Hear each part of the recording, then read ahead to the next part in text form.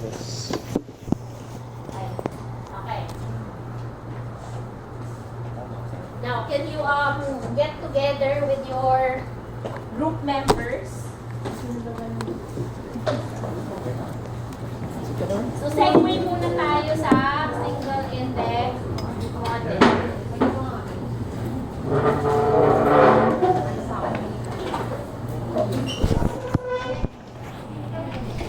Pakita nyo kay Carla. Oo, si Carla po natin. Pakita nyo. Iba na lang ni Carla. Ako, ready na. Okay. Nagtuloy ko.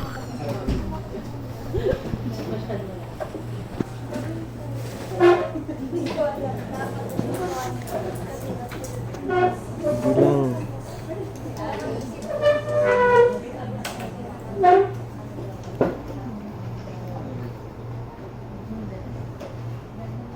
So again, I'm going to segue a little bit back to the SIM.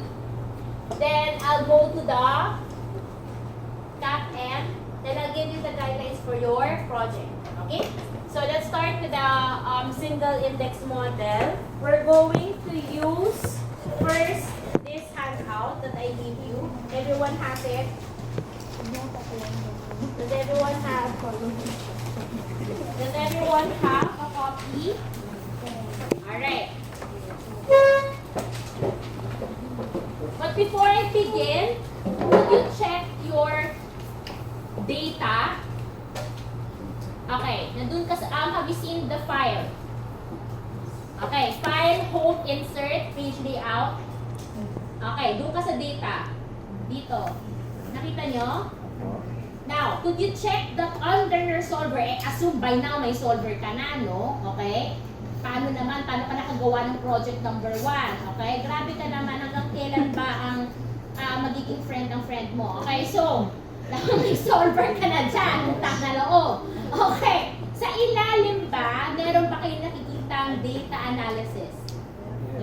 Meron, everyone? Yes. Okay, good. So, hindi, kasi yung mga iba wala. Okay, I just want to make sure. Alright. So, before we start on the regression that I was talking about, let me just talk about this Excel. So, the first tab, we have the raw data that we're going to use. Alright? Apparently, if you're going to look at the data that we have, these are the monthly closing prices of 3 things. Okay? First, we have Microsoft, which is an asset. We have a mutual fund, which is a portfolio. And we have the S&P 500, which is our index. Okay. So how many regressions can we actually do? We can actually have 2. Okay. Trying to get the relationship between the asset and the index and the portfolio and the index. Is that possible? Yes. Yes. That we have not done in the Markowitz portfolio theory. Do you see now the difference? Kasi kay Markowitz, lahat ng ginawa natin dapat maging portfolio. Tama? Guys? Mm-hmm. Pag nag-plot ka dito,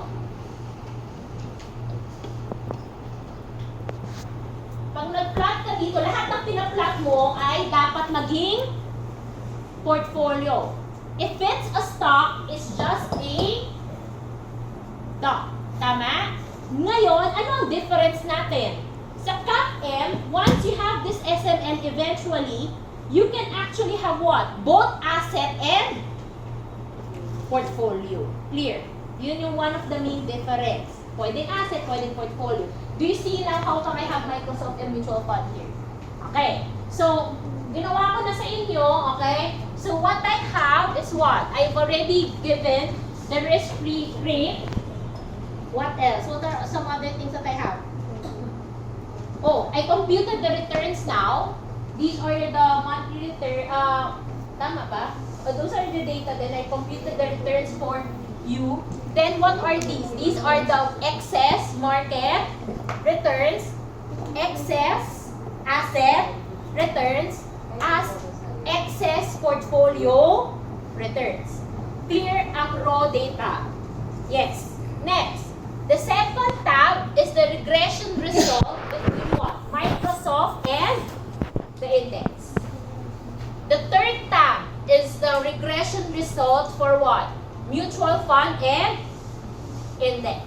Now, I tried it yesterday. There's something fishy somewhere, I don't know, okay? But just bear with the result for now. That's what we're going to do.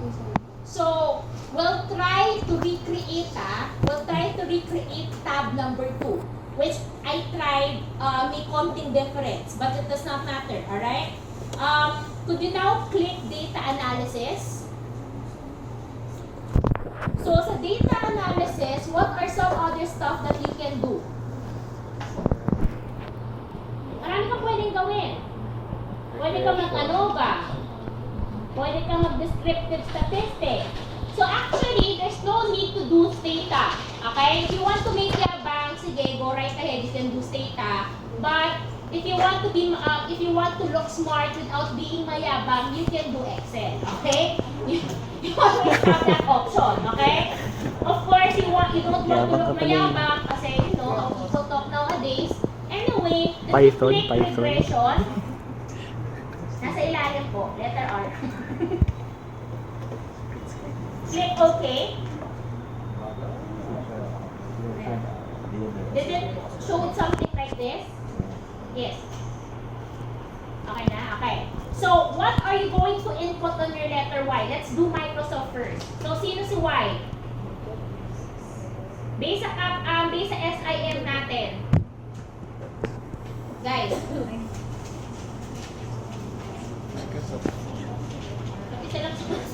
Microsoft. Uy, sino yung click natin sa Y, guys? Microsoft. Na, for now, let's not do actual returns, but actual excess asset returns. So, please highlight everything on micro minus RF. That's your Y. Huwag kang magkakamaling maliit. Okay? Sino si X? Sino si X, guys? It's between what? Microsoft and the market, excess market returns. So, click RM minus RF.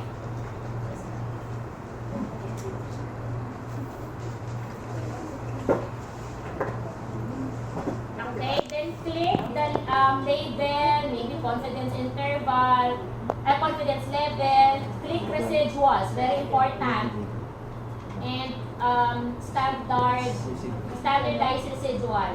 Now, if you want the result to be spewed out on the same tab, you can click output range.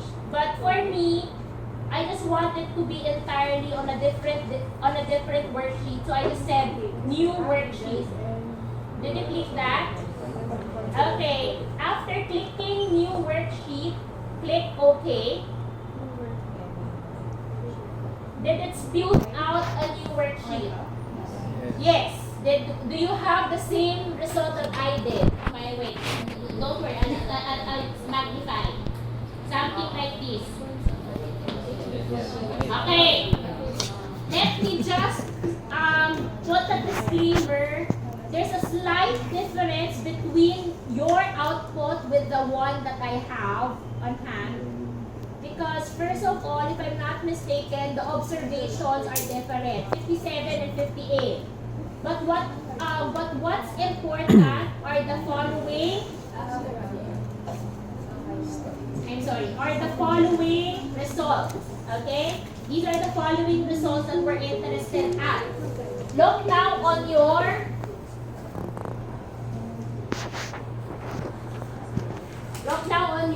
handout. So on your handout,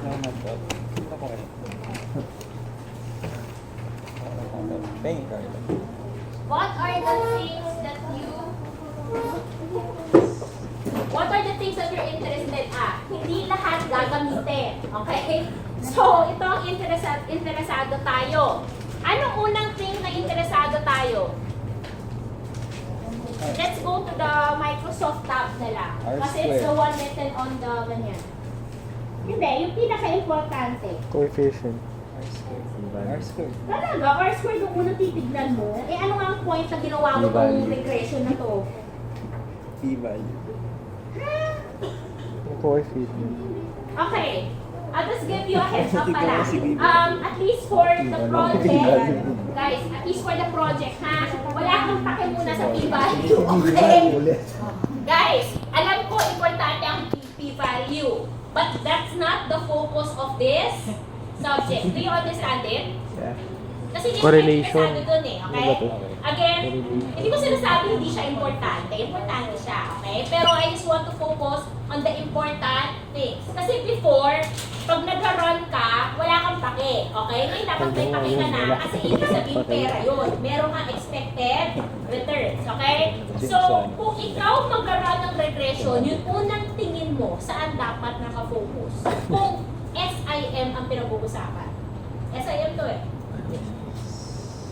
Sulatin ko naman ba SIM ulit? SIM is what? Is the actual returns. In this case, I said that it's actual excess returns of the asset equals to what? Alpha I plus beta I RM minus RF and the error term. Kung ito ang ating SIM model, we ran a regression between ngayon, hindi na siya I. Tama? Sino na si I? Wait. Sino na si I? Si Microsoft. Okay, so kung susulatin natin, it's now Microsoft. Okay? Let's put big R na lang. Kasi di ba when we put big R, it means excess. Equals to what? Anong una? Saan yung unang tingin nyo? Coefficient.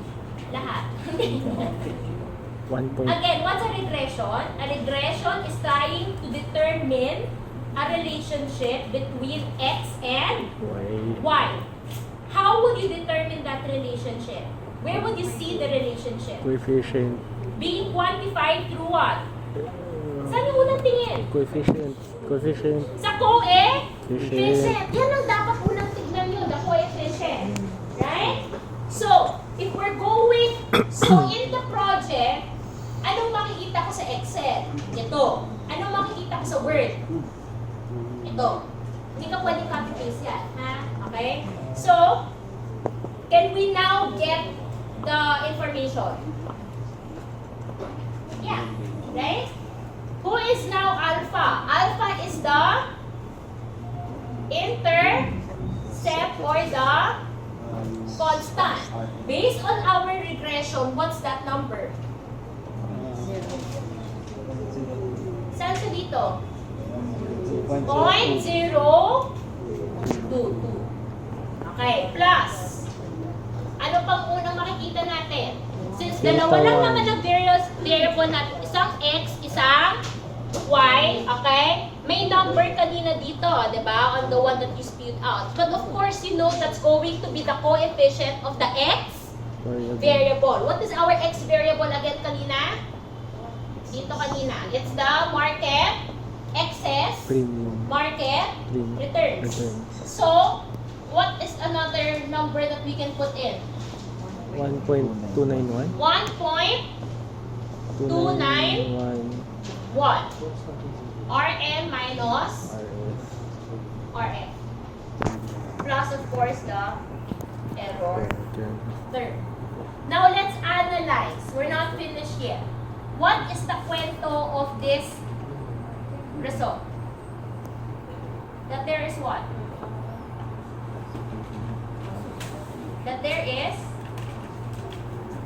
a correlation between Microsoft and we can now remove M. We can now say that it's S&P 500. Right? So, based on our SIM discussion, if beta is a market sensitivity, there's a correlation between what? Microsoft and S&P 500. Just to complete the whole equation, what do you put underneath? Okay? You put underneath in parentheses the standard error. Standard error ni 0.022 is 0.012. Standard error ni 1.291 would be what? 0.263. So this is the proper format that I'm expected in your Word file. Okay, now that we know on a surface that there is a relationship between the market and Microsoft, where could we see that more specifically? We now go to your P-value. R. R-squared. Bakit si P-value? Sabi ko nga huwag mo nang iwanan muna si P-value eh. Hindi ka makamove on, no? Gusto mo si P-value. Ngayon ko lang sinabi yung P-value. Sorry. Diba sabi mo, on the surface, alam mo may correlation. So, where would you see the actual correlation? It's actually on your R squared. Okay, based on your handout, what is written on the R squared? R squared is the percentage of variability of Microsoft that is explained by the variability in S&P 500. So, how much is the R squared? 0.30. So if you're going to look, okay, what does it mean? So if you're going to look on your right-hand side, what can you see? So after running this regression, if you're going to plot something, what is that going to end up with? It's going to end up with a graph that is called what? Ito. Pag plinat mo ang SIM mo, pag niregress mo, anong tawag sa picture na ito? That's what you call your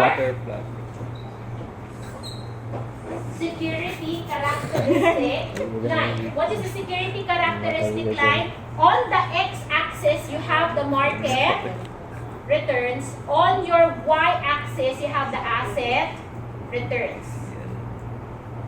This one is entirely different. Magkaiba si SML kay SCL. Clear na? Are the lines being cleared? Nalalagyan na ba ng orange na barricade dyan? Nakikita niyo na? Okay, so ulitin ko. Pag niregress mo to at pag plinot mo, ang lalabas ay SCL.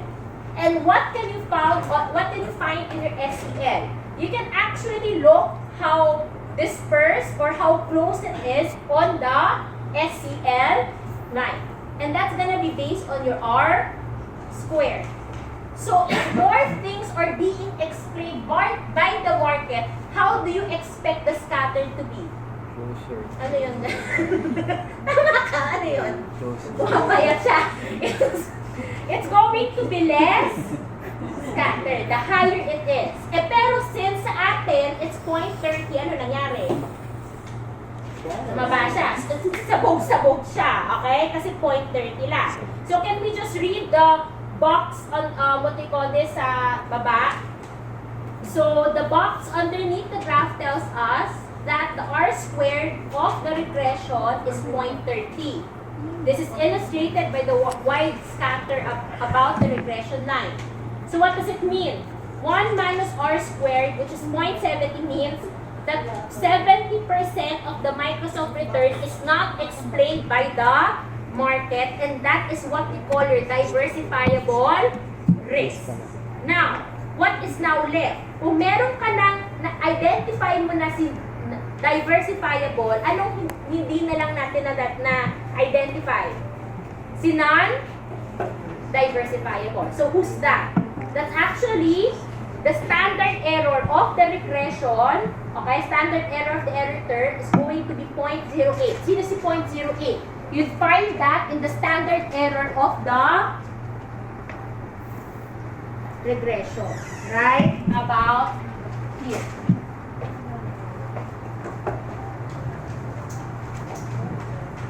Tumatawag na ang jowa. Nasaan ka na ba? Hindi ko binigay DF sa kanya.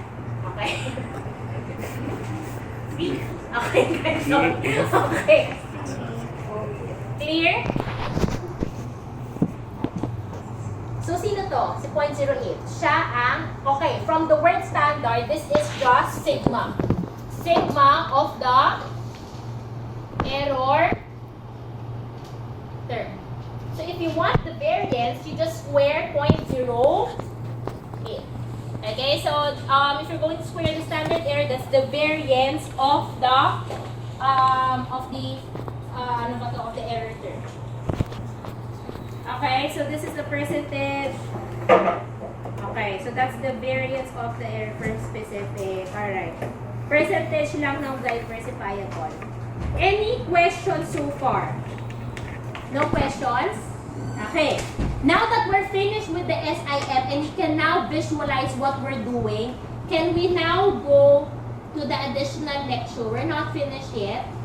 We're still going to specifically talk about